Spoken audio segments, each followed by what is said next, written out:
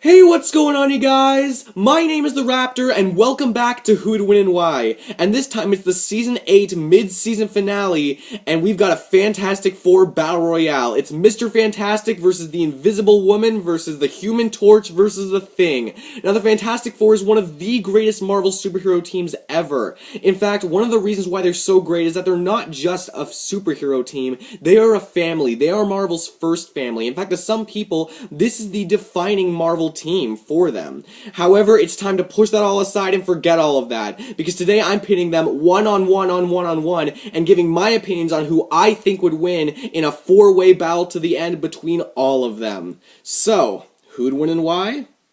Let's find out. So if you guys have watched this channel before and watched this show before, you guys know that how I generally do this is I go character by character, talking in as much detail as I can about all of them so you guys get a lot of information and hear the information you want to hear. This time I'm not going to do that. What I'm going to do for these characters, since there's 4 of them, is I'm just going to talk about the things that these characters are most known for. That way you guys still get the information that you want to hear, the main stuff, the good stuff, and I don't make this video ridiculously long by talking too much about them. So let's start off with Mr. Fantastic. So Mr. Fantastic's main ability, he's most known for elasticity, and this means he can stretch very, very far. He can change his regular human body to an extremely malleable form almost instantaneously, and he can stretch ridiculously far. And he can stretch any part of his body, like his fingers, his limbs, his head, his neck, his stomach. This really proves that elasticity is really the most disgusting superpower. But he can stretch his body extremely far distances. In fact, I think the furthest distance he can stretch before he actually starts to feel any significant physical pain is 1,500 feet, and that's a huge amount of distance. Like he could cover the like over 4 lengths of football fields with that amount of stretchiness. And he can also morph, condense, stretch, and change his body in a variety of different ways, mainly just limited by his imagination. Meaning he can make his body as bouncy as a trampoline, or thin enough to fit through a door frame, or he could wrap around an opponent or an object, or he could increase his size, thereby increasing his strength. He could even like stretch so far that he could wrap around ridiculously huge objects, and even become a parachute-like thing that other people can use. And obviously it's not just limited to those things. He can do much more than that as long as he can think it. Now, it is worth noting that his overall body does become weaker the further he stretches. I know that I said that he doesn't really feel any significant physical pain until he reaches 1,500 feet of stretchiness, but a good rule of thumb is that the further he stretches, overall, the weaker his body will become. He can also use his stretchy abilities for speed and defense. Because he's so malleable and so stretchy, he can swiftly dodge through attacks and projectiles, and even rebound projectiles, generally by turning his body into a trampoline-like thing, which I mentioned before. And if there's an attack that's heading right for his stomach area, he can even just make a hole in his stomach, letting the attack pass through safely, and he won't really be harmed by that. That's how good his malleable abilities are. In fact, they are so good that he can even, like, take a lot of punishment and really not feel that much pain at all, because he can become so malleable to the point where there aren't that many physical attacks that would really be able to phase him, even to the point where he can even contain explosions coming off of 12 pounds of TNT. Now, obviously, this does not mean that Mr. Fantastic is unstoppable. Obviously, there are still things that he can't dodge, there are attacks that he cannot tank, and there are explosions that he cannot contain. However, it is very impressive that he's able to do everything that he can do just from being a guy that can stretch very far. But now, tossing that to the side for a quick second, let's talk about Mr. Fantastic's intelligence. Reed Richards is an extremely intelligent man, and he's been considered to be one of the smartest Marvel heroes, if not the smartest hero in all of Marvel Comics. Not only is he so great in terms of tinkering and inventing and overall just book smarts in general, but he's also an expert strategist and tactician. He's the guy that comes up with the plans that lets the Fantastic Four fight ridiculously powerful opponents, such as Annihilus, Super Skrull, and their arch nemesis, Doctor Doom. In fact, it's even questionable, like, would the Fantastic Four even be able to take on these characters, these powerhouses, if Reed Richards wasn't there to be able to come up with a strategy, because he is really what allows the team to come together as a team, and he comes up with a plan that lets them work so well as a team together.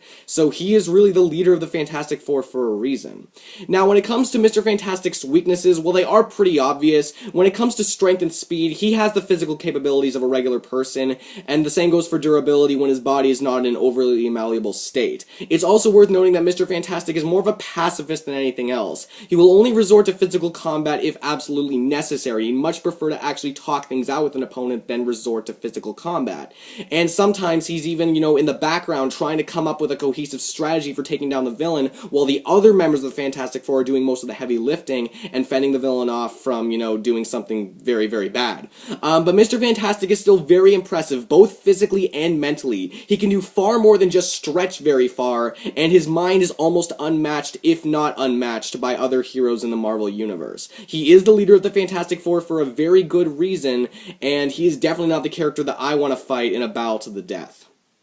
Alright, so now let's move on to the Invisible Woman. So when someone just hears the name Invisible Woman for the first time, they might be thinking, oh, so she's just a woman that can turn invisible. Nothing really more than that, that's simple enough. And while she can turn invisible, like, duh, she can obviously do much more than that. Anyone who knows the Invisible Woman knows that she can do more than that. Her other primary ability, along with invisibility, is creating force fields. She can create psionic invisible force fields that can protect her, or other people, or objects, or really anywhere that she projects the force field onto from a ton of incoming physical attacks, which essentially gives whatever she's putting the force field around a ton of defense, like an extreme defense boost. So that's pretty cool. She can also use her force fields for offensive stuff, such as, creating shockwaves with her force fields, or creating a force field inside of an opponent. And trust me, you don't want to be there when that happens.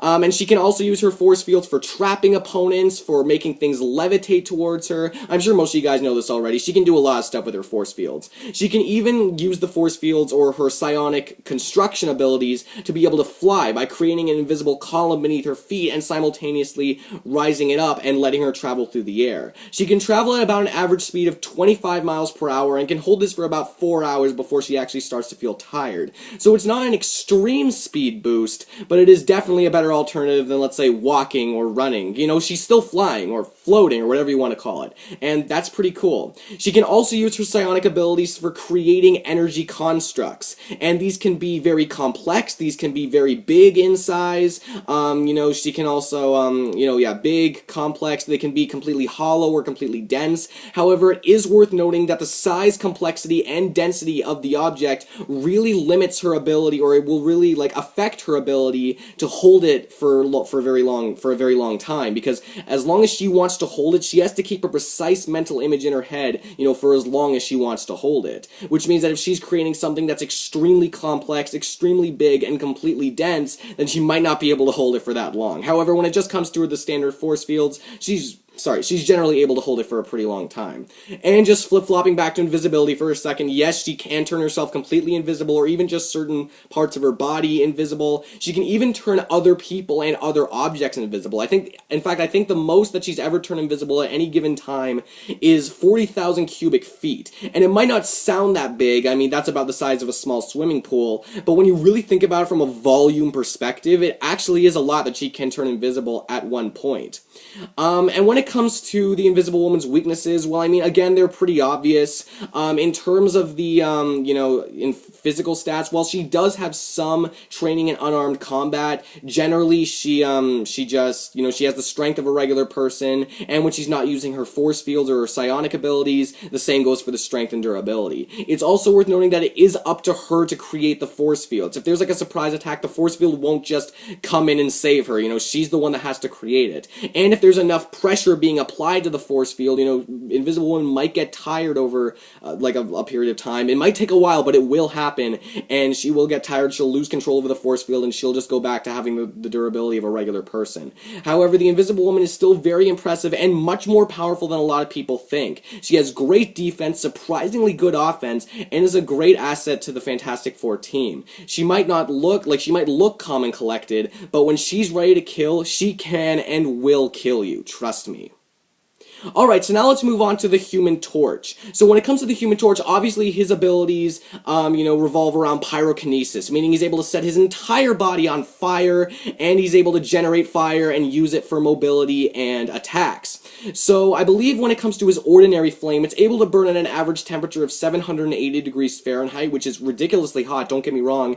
But then again, there are times where he's using his flame and he's standing next to regular people, and they don't really seem to be that affected. They don't have any discomfort standing next to this flame. So when it comes to his average burning temperature, it's kind of hard to pinpoint since there are contradicting things, but regardless, he can go much, much hotter than that. He has a certain state called the nova flame, which burns at a much hotter temperature than his regular flame, and while the maximum temperature that he can go up to is technically unknown, when in the nova flame, he can create this attack called the nova burst, which takes all of his energy into one attack, and that burns at 1 million degrees Fahrenheit. So this guy can get ridiculously hot when he wants to. He can also use his fire abilities for fire attacks, and he can get really creative with this. He can like write letters on the ground or in the sky, or he can even do this thing where like fire goes out in all directions, causing a ton of damage. But generally when it comes to regular combat, he does just like to use his fire abilities for like fire blasts or fireballs and stuff like that.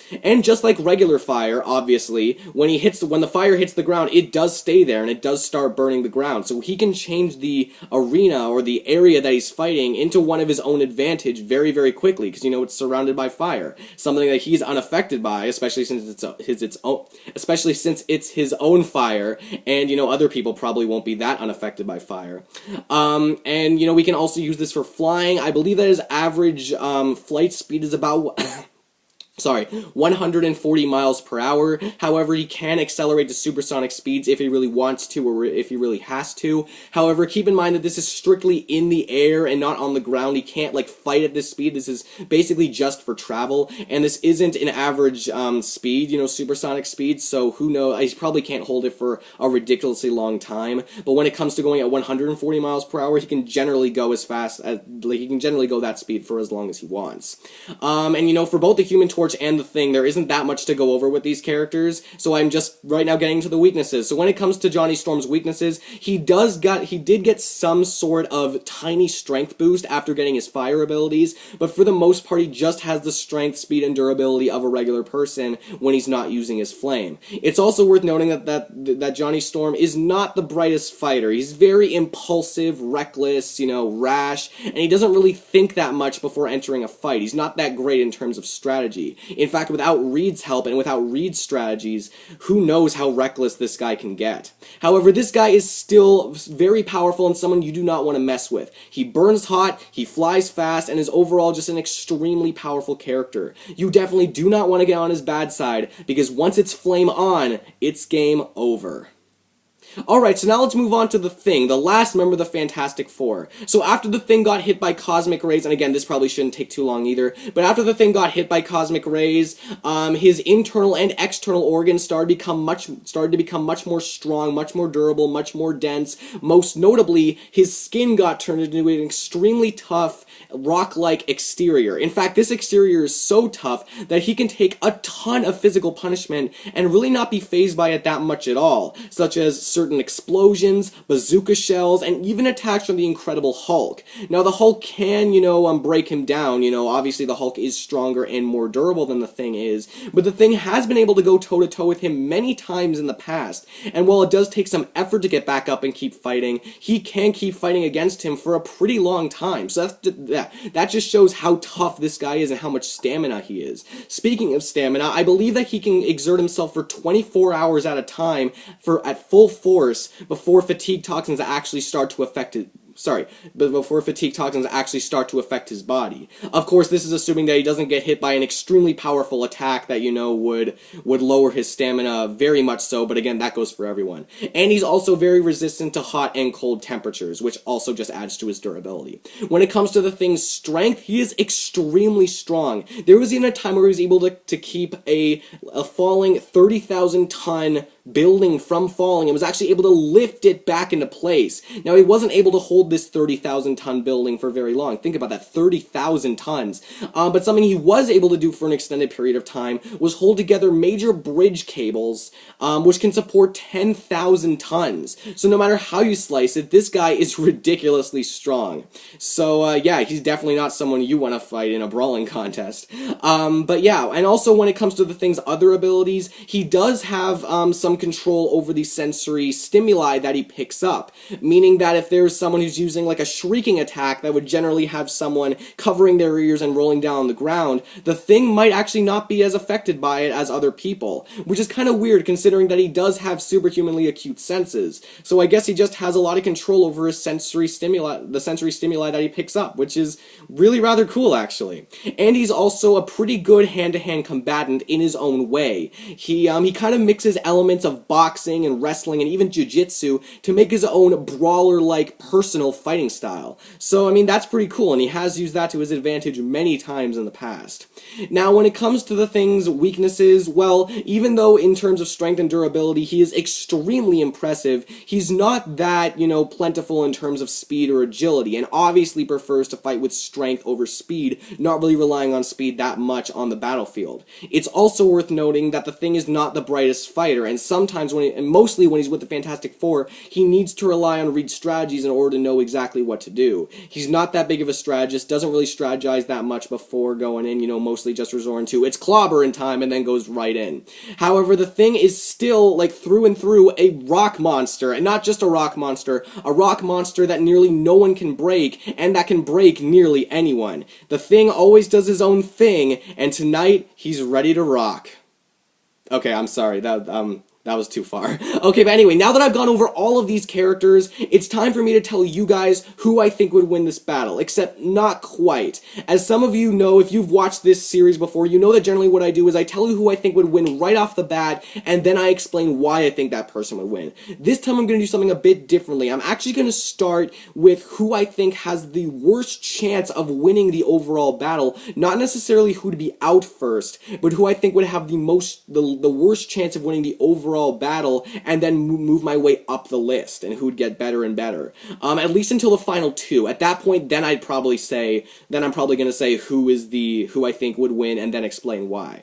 So the conclusion will probably be a bit longer than usual, but you know what? This is a big battle. This deserves a longer video, probably. But anyway, let's get right into it. So I'm already really worried to say this next part, because I'm sure a lot of people are going to give me crap for this, and they're going to call BS or whatever for certain reasons, but I get crap sometimes for my other videos anyway, so I'm just gonna go with it anyway.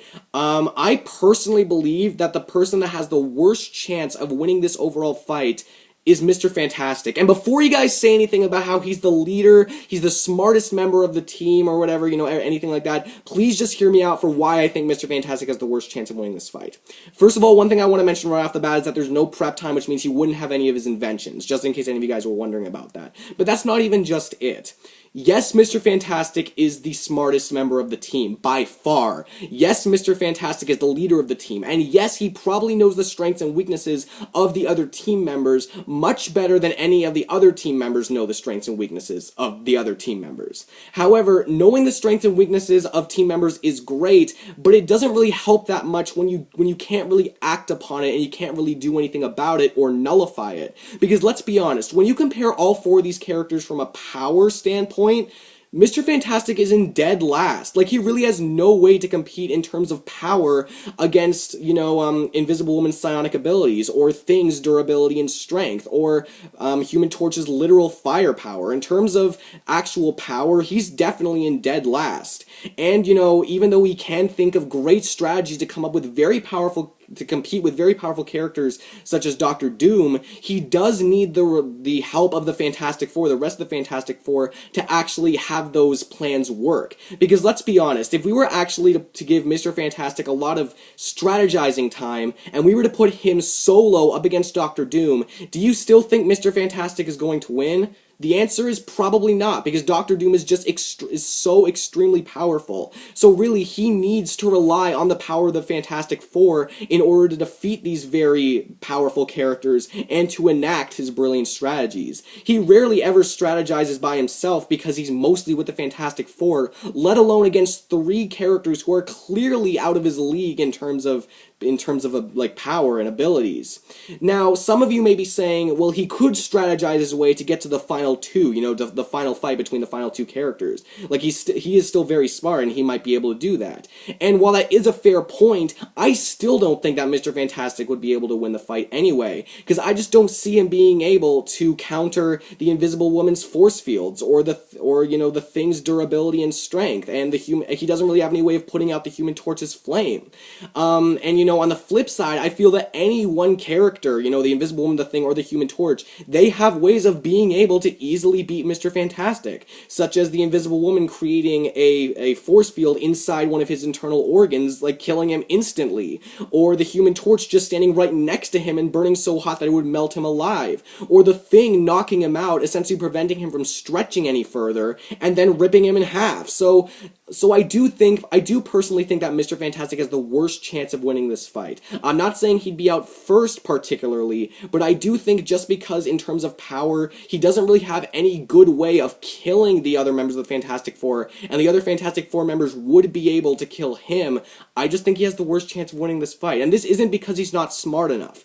It's because he's not powerful enough. And if you guys have other views, you know, you can leave them in the comments below. If you think Mr. Fantastic will win, that's perfectly fine. This is just my own opinion, but I'm going to move on with the video. So, the person who I think has the second worst chance of winning this battle is the Human Torch. And I'm sure some of you guys saw this coming. And this isn't because the Human Torch isn't powerful enough. In fact, it's actually a bit of a reversal from what I just said with Mr. Fantastic. But before I get into that, the Human Torch is actually my favorite member of the Fantastic Four by far. Like, I freaking love this guy.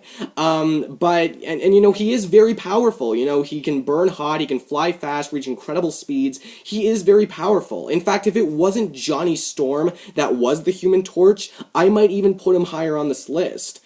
The problem, though, is that it is Johnny Storm, and Johnny Storm is very reckless and impulsive, and doesn't really think that much through while fighting or before fighting. If you're gonna win a battle royale, then you need to at least have some strategy. This is what I meant when I say it's kind of a reverse from what I said about Mr. Fantastic, because the power is there for Human Torch, but the strategy just isn't. And let's be honest, you know, because Human Torch is so irritating, I'm sure that both the Invisible Woman and the Thing have already come up with ways to stop the Human Torch from doing what he's doing if he does get too irritating. Like the Invisible Woman creating a force field around him containing the flame, or the Thing, you know, using a thunderclap, you know, to put out his flame. And I mean, like, that does kind of sound stupid now that I say it out loud, but it is probably true. So again, the power is there for the Human Torch, and I do think overall he is very powerful, but I just don't think Johnny Storm is the type of character that would be able to strategize that well to win this whole fight. He might be able to outlast some people, or one person who whatever, but I don't think he'd be able to outlast them all, just because I just don't think the strategy is there. Alright, so now we're left with the final two characters, which are the Invisible Woman and the Thing. So now I'm not going to go over why the second place, or, you know, who I think has the second best chance of winning. I'm not going to go over why I think this person would lose. I'm just going to go straight into who I think would win, and that person is the Invisible Woman. And before you guys start raging, because I know that there are some of you guys that are probably saying, how the heck does Invisible Woman win? Like, how the heck can she do anything? How is she going to be able to win this fight? And I perfectly understand if that is the case. Let me explain why I think the Invisible Woman would win. Now, I have two main arguments for this. One of them I think is significantly weaker than the second one. I'm going to start off with the weaker one. So, in a battle royale, as I've said many times before on this channel and in this show, in a battle royale, you're going to want to make sure that you're in the best shape for the final fight. And I mean, that's kind of common sense. Like, if you're wasting so much time and so much energy trying to fight the other members of this battle royale, then you're probably going to be so tired by the time you get to the final fight, if you even make it that far, and then the other person is probably going to crush you. However, the Invisible Woman has the best way of doing this. Now, she can what I mean is, like, she can turn invisible, create an invisible force field, and then there's no way the other members of the Fantastic Four would be able to find her. And, you know, she could attack while she's doing this. I mean, she does have some offensive capabilities, like using a shockwave against the Fantastic Four, and she could definitely do that. or she really wouldn't have to. She wouldn't have to use the energy, because the other members of the Fantastic Four during this battle royale wouldn't really be focusing on finding her, because there are still two other members that they have to worry about, that are probably already going to straight to attack them. So they have to worry about the members that they can see and the members that they can fight. Whereas with the Invisible Woman, not only can they not find her, but there's also no way that they can actually hurt her, because there's not going to be any direct damage to the force field. Even if someone does accidentally hit the force field, like the Human Torch using a fire blast, or the Thing accidentally, walking into it or punching it or whatever, which I think is very unlikely for two reasons. One, she can't, they can't see her, and two, she can still move around while using the force field. She doesn't have to be stationary.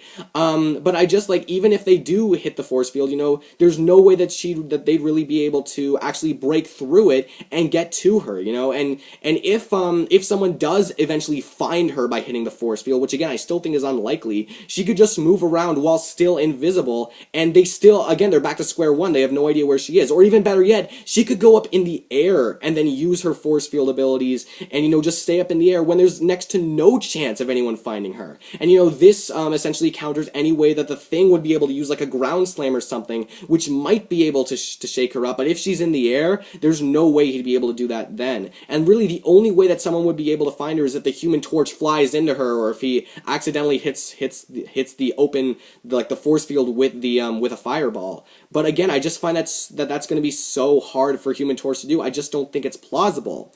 And then we also have to look at, holding the force field is not that big of a challenge for the Invisible Woman, in my opinion. She could probably do that for a very long time. And if for some reason it gets to the point where it does get tiring, she could probably let the force field go for a bit, because again, there's no way that they're going to be able to find her. She's still invisible. It literally takes no effort for her to turn herself invisible. And if there is an attack that, again, just so happens to be going towards her, she can just put up the force field again, and then she'd be completely safe. There's really no way that anyone would be able to pull a surprise attack on her, because she'd be watching the fight without anyone being able to see her.